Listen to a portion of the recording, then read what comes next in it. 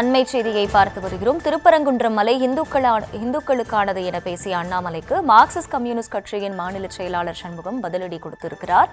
கூடுதல் விவரங்களை செய்தியாளர் லதா வழங்க கேட்கலாம். லதா, வணக்கம். வணக்கம். பாஜக மாநில முன்னாள் தலைவர் அண்ணாமலைக்கு சிபிஎம் மாநில செயலாளர் சண்முகம் பதிலடி கொடுத்திருக்கிறார். முக்கியமாக திருப்பரங்குன்றம் விவகாரம் தொடர்பாக கடந்த சில நாட்களுக்கு முன்பாக அண்ணாமலை செய்தியாளர்களை சந்தித்து பேசியிருந்தார்.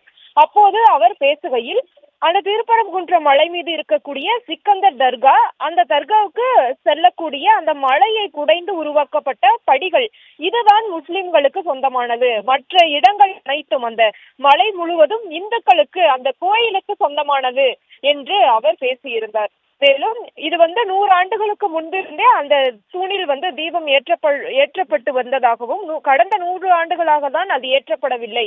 எனவே முன்பிருந்த அந்த உரிமையை தான் கேட்கிறோம். ஆனால் வேண்டுமென்றே திமுக இதில் கலவரத்தை தூண்டி சிறுபான்மையினருடைய வாக்குகளை பெற முயற்சிக்கிறார்கள் என்றெல்லாம் அடுக்கடுக்காக அண்ணாமலை குற்றச்சாட்டுகளை முன்வைத்திருந்தார்.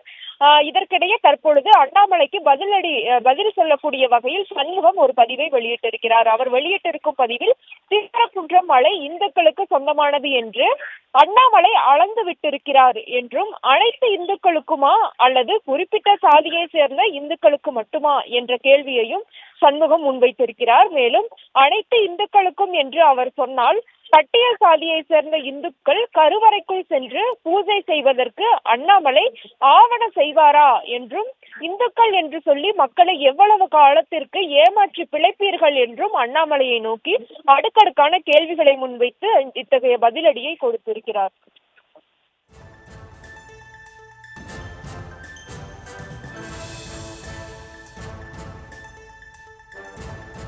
விவரங்களுக்கு நன்றி லதா.